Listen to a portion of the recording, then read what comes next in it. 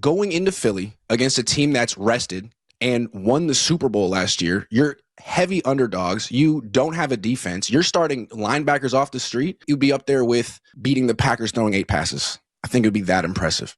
And I don't expect them to pull it off, but they're a very well-coached team. Even though they're clearly not as good as the Eagles on paper, they're a very well-coached team, and the Eagles have one of the worst offensive coordinators in football. If they lose, he's getting fired, and that's something for the 49ers. The biggest YouTube channel covering the San Francisco 49ers of anyone out there. And, I mean, the guy has been – look at – he's like the JT the Big-a-Figga of 49er content creators on YouTube. Like, I'm giving you all your props. There's a Master P-like quality, independent, raising his own banners. Like, that's how much I love Grant Cohn. Me and him text all the time, and I was watching his feed the other day. He's like, none of the local radio stations have me on, blah, blah. I was like, I texted him right away, like, bro, come on the station, let's go. So, Grant, welcome. Let's go. What's up, Grant? It was such a treat watching Joe rap the clean version of She Never Seen by Mac Dre. I don't think that's ever been done. Just watching his brain try to figure out which words can I say right now on the radio. It was incredible. It was Without well getting canceled. Snitch, right? Yeah, I always go to snitch. There you go. And by the way, that's a skill that white guys from the Bay have. Like, they can absolutely rap the clean version of songs. Exactly. I don't know if you guys remember, like, Reese Davis was trying to quote Jalen Milroe 2 years ago, and he said, let a naysayer know. And it was one of the all-time, it was great. I was like, Pat McAfee was going nuts at it. That's what I always think of. Grant, thank you so much for stopping by this morning. If you want to ask Grant, by the way, a question, we're going to throw out to the phone lines here in about 9 minutes. So 888-957-9570. If you have any Niner questions, X's and O's, Niners, Eagles, anything about that, John Lynch, Kyle Shanahan, anything, 888-957-9570. Start lining up now. All right, Grant, I want to start off this conversation with this. What's the biggest question mark heading into this game that's not being talked about enough? Like, what's like the under-discussed storyline for this game for you? That's a good question. To me, my mind goes directly to maybe the over-discussed one, the coach and the quarterback. I mean, 3 points in the last game. You could make it about the defense. You could make it about Kazir White and Eric Kendricks, but it really is going to come down to Kyle Shanahan and Brock Purdy against Vic Fangio. And we know that Fangio's not going to give up the big play. He coached for the 49ers. It's his philosophy. He has the players to pull this off. He's not going to give up the big play. So can Brock and Kyle Shanahan be not greedy? Can they just execute long drives multiple times in this game the way Tom Brady would? Tom Brady could beat this defense, but you're not going to beat it holding the ball for 3+ seconds, trying to get out of the pocket. You're not fast enough. You're not good enough. You just got to execute like Mac Jones would. And I'm not saying Mac Jones would win this game, but that's the kind of game plan they have to have. See if they can do it. Sticking on that offensive line, it looks like Trent Williams is going to play. He was injured in the 2021 playoffs, and he gutted through it. After a couple weeks, it looked like he could barely move. So that's a big boost for this team. I'm very interested as what personnel is going to be able to exploit this defense. It's a really good defense, and I think you got to get Bourne out on the field. I think you have to have Brian Robinson on the field with CMC. I think you got to get Tonges out on the field. Does Kyle have it in him to have that ace up the sleeve? Because in prior matchups against Philly, it was Debo, it was Aiyuk. Those were the guys that absolutely crushed this Philly team, a different Philly team. So what's the ace up in the sleeve offensively for them? Well, doesn't it feel like it's Jake Tonges? I mean, they haven't used Jake Tonges and George Kittle together this season. They've been on the field together for 7 snaps all season. Jake Tonges is one of their better weapons, and you're sort of waiting for them to deploy this 2 tight end set. I asked Clay Kubiak about it yesterday. He's like, we don't really do 12 personnel, and when we do, it's more running situations. Like, okay, this is one of your bigger weapons, and if you lose to the Eagles scoring 3 points again, people are going to talk about this all offseason. So I wouldn't be surprised if they finally break this out, but what they have to do to win this game is run the ball, which they couldn't do against Seattle, and they're not going to run it up the middle against Jalen Carter and Jordan Davis. They got to get to the edges, and that's where Trent Williams coming back is so important. Now they have a chance to run the ball effectively. What do you think about Pearsall missing this game? Because it feels like he's going to miss this game.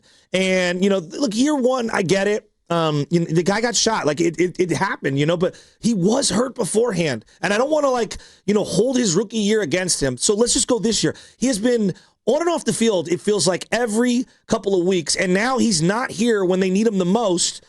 How's that going to fall this offseason if they go down this weekend and they can't move the ball? How much goes to Pearsall blame?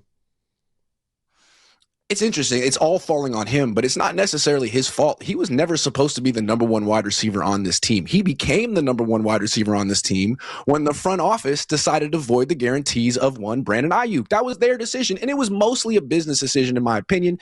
And they thought it was fine when they were winning 6 games in a row, and Ricky Pearsall looked good, and Juwan Jennings was going off. But now they need Brandon Aiyuk to win this game, to create space for Christian McCaffrey, and they don't have him. I mean, look at the stats this year.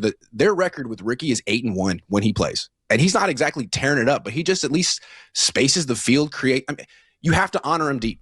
No one else has speed in this wide receiver room. When he doesn't play, they're 4-4. So I would imagine he'll try to play in this game, but I don't know what kind of an impact he'll make. And they absolutely need to overhaul their wide receiver room this offseason. Yeah. And that doesn't mean re-sign Juwan Jennings. Sorry. No, I'm with you. I like Juwan. He's a good chain mover. If he's a heavy part of the game plan, I think we're in big trouble. I really do. He's a complimentary player. He's useful. He's good. I'm not trying to diminish him. He's not a game changer. They need to get KB out on the field. I'm a big Bourne fan. There's energy. He flips the field. The guy had 400 yards over 2 weeks, and he's just been MIA ever since. Separate conversation. George Kittle, I don't even know if he's healthy. Why? And I went through a deep dive of all his playoff games. Why hasn't he been featured in the playoffs more? I wonder if he's been healthy. I think the last time they went to the Super Bowl, he wasn't healthy. I think George Kittle's a great player, but he's often playing through something. And this game, this season, he missed 5 games. So it's not, I don't know if it's a question of he doesn't rise to the occasion. It's just his playing style, his body, and maybe it's the play caller. I mean, Kyle Shanahan he's great. He's very good.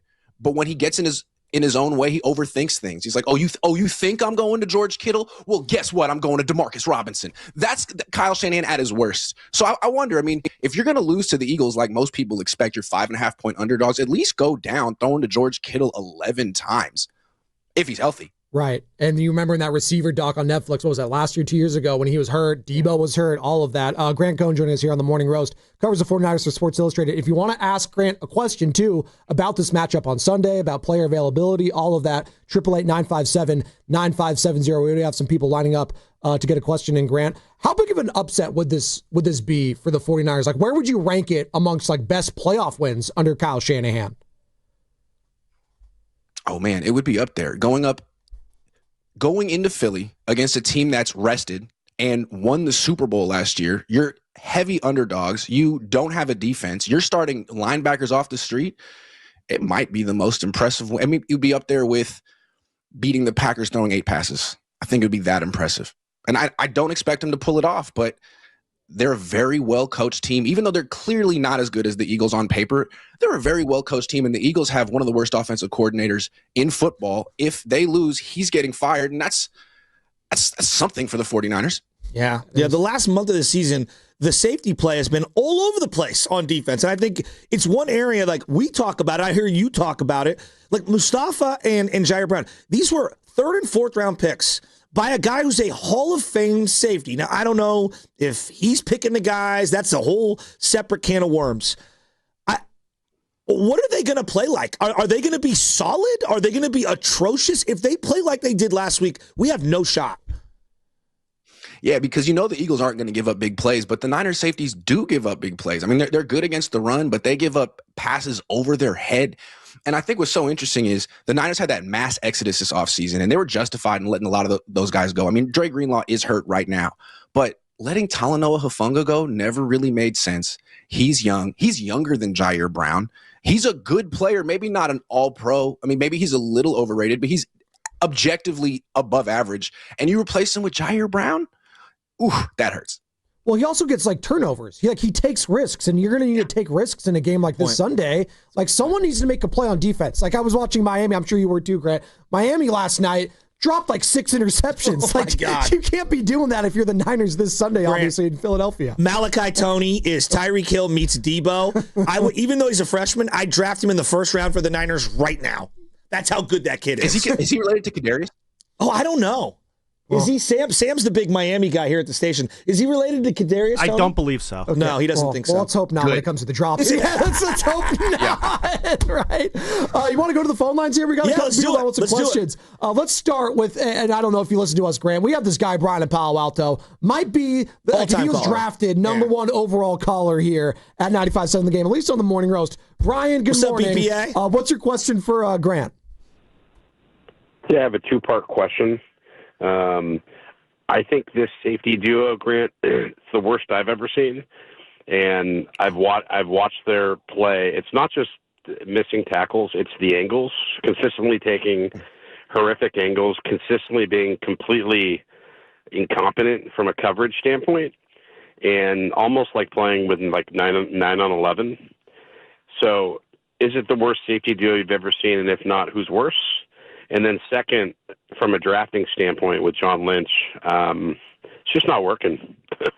You look at the last 4 drafts, you look at the number of high-level starters that have come out of them, you look at that compared to the Eagles, and it's 15-2. 15 starters the Eagles have drafted and rebuilt their entire, sort of core. And, yeah, that's my take. It's just not working. And I believe Kyle's a good coach. I don't know who owns personnel here. I don't know who makes the final call on draft picks. So just wanted to get your thoughts there. And nice job. Nice work, Grant. That's Brian Palo Alto. Thank you. Well, as far as the safeties go, I can't think of – I mean, it's as bad as like Adrian Colbert and Eric Reed at the end. I mean, Ji'Ayir Brown shouldn't be a safety. He looks more like a linebacker who needs to gain 10 pounds. And I don't really know what to make of Mustapha at this point. He missed half the season. He's good sometimes. As far as their drafting goes, it's bad. And if they go one and done in the playoffs, they're going to have to address it, because the whole idea of this season was to reset, get younger, and sort of put together a core of players for the future, like the Rams did the last few years with Puka Nacua and Kyron Williams and Jared Verse. Like, where is that young core? Upton Stout is a solid player, but I don't know that he's a future Pro Bowler. Alfred Collins, Michael Williams. This team is still being carried by Trent Williams, George Kittle, Christian McCaffrey. Really, the only young star is Brock, and it was supposed to be Brock and Aiyuk. That was really the last excellent draft pick the Niners made, those two guys. Yeah. To Brian's point. Well, and Diamond Lenore was sandwiched in between somewhere. It just feels like Diamond Lenore, like, I don't know. I'm not really sure how they're using him. He was great in the slot before they paid him, and I know they drafted Upton Stout to just play slot, and he's really come on in the last couple of weeks. Renardo Green's been getting picked on. He's the guy I fear the most in the secondary currently is Renardo Green, a second rounder. Yeah. The thing with Lenore, you paid him because of his versatility. He's uniquely able to play outside and inside. And if you only play him outside, then I don't think you're getting your full money's worth. And you can see, we've said a full season of it. He's just not a playmaker on the outside. You can avoid him. He doesn't make much of an impact. I think in the past, where you could put him inside or outside and choose which matchup was most advantageous, he actually made a big impact on the defense. So I wouldn't be surprised if they traded him. They're just not using him the way he should be used. Wow. Grant Cohn joining us here on the River Islands guest line, covers the 49ers for Sports Illustrated. If you want to ask Grant a question, 888-957-9570. We got a couple phone lines open. Let's go to Dave in Fresno. What's up, Dave? Hey, so BPA first overall pick? Okay, that's cool, bro. Dave, I said he might be. Dave, you're 2. It's okay. Remember, Sam Bowie went 2, Jordan went 3, right? You know, Hakeem went 1. But everybody remembers Jordan. No, that's all good. Good morning, everybody. Good morning, Grant. Real quick, Grant, I appreciate your content, bro. A lot of people call you a hater. I appreciate the fact that you hold people accountable. And I was going to ask a question, but you guys already provided a lot of the answers. But yeah, just a part of the accountability part, Kyle, John with the drafting, Kyle with the questionable decisions during the game. Grant, what do you think if they lose? Because the big question is, how do they fix this? Because they do got to reload the roster. How would you envision them reshuffling the front office? Do you think they would, move John Lynch to like a president role and hire within like a GM, or do you think Jed York would go outside and get a real player development kind of GM who is outside the building and really, really reshape this team? Because the whole within stuff, they do it with the training, they do it with the offensive, they keep hiring within. I think it's time they look outside the box and get, an independent viewing. Yeah, Dave. Yeah, thanks, Dave, sorry, we're going to move along. We got a lot of people calling in. Grant, if they lose this game, is there any sense of a shuffle up in terms of the hierarchy in the front office? If Eddie D were the owner, absolutely. He might fire Kyle Shanahan. He fired George Seifert after a 12-win season, but Jed, I don't think he's built for it. I think he's satisfied with this season. 12 wins, a playoff appearance. I think he's happy. I don't think he would fire anyone. I mean, firing John Lynch or reassigning him and bringing in a general manager who's actually Kyle Shanahan's boss would be not something Kyle Shanahan likes. It might really hurt the relationship. And I don't think that's something Jed York wants to do. Eddie would. Yeah. Well, what do you think about the notion that the Niners are playing with house money this Sunday because of all the injuries, because of the expectations heading into the season? It wasn't Super Bowl or bust. It was, hey, if we make the playoffs, that's great. Obviously, you're in a stacked division. You had the chance for the number 1 overall seed last Saturday. Had a stinker. That sucks. Do you agree with that? Like, is there anyone on the Niners that has like house money this Sunday that no matter what, like it's fine? It's an interesting question. If they were a young team that you felt was ascending, it's like, man, they're ahead of schedule. They don't have to win the Super Bowl this year. They're putting the league on notice. Wait till next year. But is that really this team, or is this sort of like the last dance for Kittle and Trent and McCaffrey? That's sort of what it looks like. And that's why I feel like it was a unique opportunity. You're better than you thought you would be. The rest of the league is very mid. So make a move at the deadline. And you didn't. And now you're like, you were that close to having the number 1 seed, and you didn't even have a full practice the week before the game. You just did walkthroughs while the Seahawks had the same time restrictions and did have a full practice. It just feels like, to me, a little bit of a missed opportunity, but maybe to the organization, to the fans, it feels like a great season. I don't know. No, Grant, I'm going to stay on this because this is kind of like we're getting calls about the offseason. Yeah. We got a playoff game in Philadelphia with a franchise quarterback and a coach who's been here almost a decade. Like, no, my head's going to explode right now. You've been covering this team how long? Since the beginning of the Harbaugh era or right before that? 2011. Okay. 2011. So what the Harbaugh era taught me is there's no carryover from year to year. Yes, they were good for a couple of years, but when it's done, it's done. And there's no guarantee you reload. And I think my biggest frustration with Niner fans, with the organization, with everything, guys, there's no guarantee we'll be good next year or the year after that or whatever. Go all in every year. You had a chance to be the number 1 seed a week ago. And now we're talking about offseason acquisitions and what we'll do. They did this by not trading for someone. It feels like it's signaled to this fan base, we're just happy to be here. And my philosophy, I disagree with that. I find it absurd. Yeah, the way I see it, this isn't the best 49ers team Kyle Shanahan has had. It's not the most talented team, but it might have been his best opportunity to win the Super Bowl, just given the landscape of the league and how close they were to winning the number 1 seed. I mean, they got dominated by Seattle when they lost by 10 points. Yeah. All they had to do was score 14 points at home, and they would have had the number 1 seed. I mean, that's the kind of stuff that keeps you up at night. If you're Kyle Shanahan the rest of your life, if you don't win this game, I mean, now they have to take the hard road. This almost seems impossible. Let's go to Steve in SF wants to ask Grant a question here. 888-957-9570. Grant Cohn covers the 49ers for Sports Illustrated, joining us here on the River Islands guest line. If you want to ask him, call or text. Before we go to that call, Nick Bosa, the difference between Fred Warner and how the organization's been hyping up his return and really like quiet on all fronts on Nick Bosa, am I reading anything into that, or should I just not read anything into that? It's a little weird. ACL is different than what Fred had. Yeah, but it just feels like one guy has been really like in the locker room, high-fiving everybody. I don't know. Is it just different leadership styles? It's 100% different leadership styles.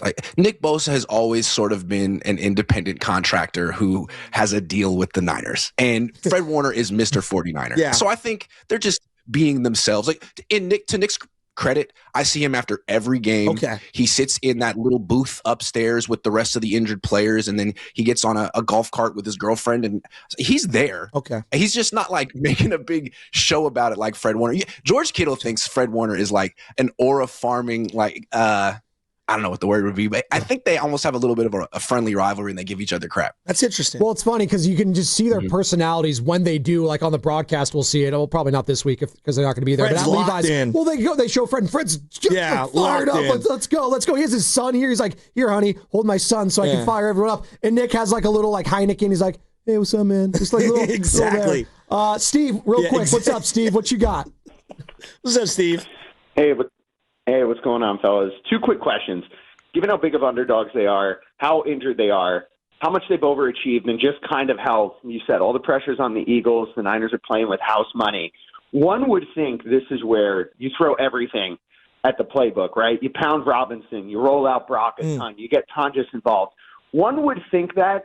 Is it ridiculous to hope that, and are we just going to see Shanahan do what he does and go into a shell and run CMC into a cloud of dust, get Purdy killed back in shotgun? Or is it reasonable to think that they're going to pull out all the stops and do stuff that they haven't been doing? And then my other one is, what's the expectation for Kaiser White and Kendricks if it looks like, I mean, I think Winters is very questionable. If those are the starters, what should we hope and expect?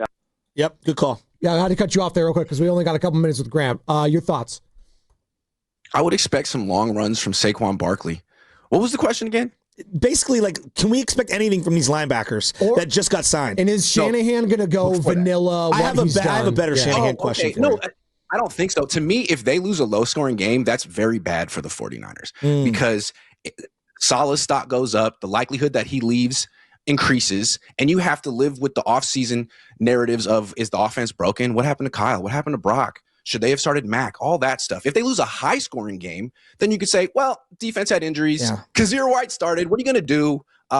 Say La Vie will be better next year when we're healthy and we have Fred Warner back. You can cope with that way better than losing 13-10. If they win this game, okay, and obviously how it plays out is a big part of it. If you had to guess, who would come out with more of a legacy-defining moment, Purdy or Shanahan?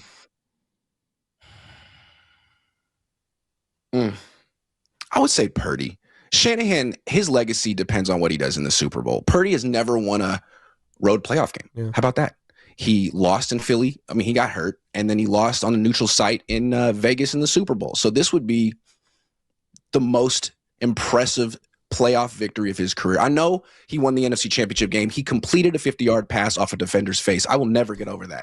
That was the luckiest pass of all time. God love him with those scrambles, but this would be the biggest accomplishment of his professional career. Grant, you do such a great job. Everybody follow Grant. the Grant Cohn channel on YouTube. He's the master P, if you will, of 49er content creators on the internet. I mean that. Let's go. Appreciate the time, Grant. You're the man.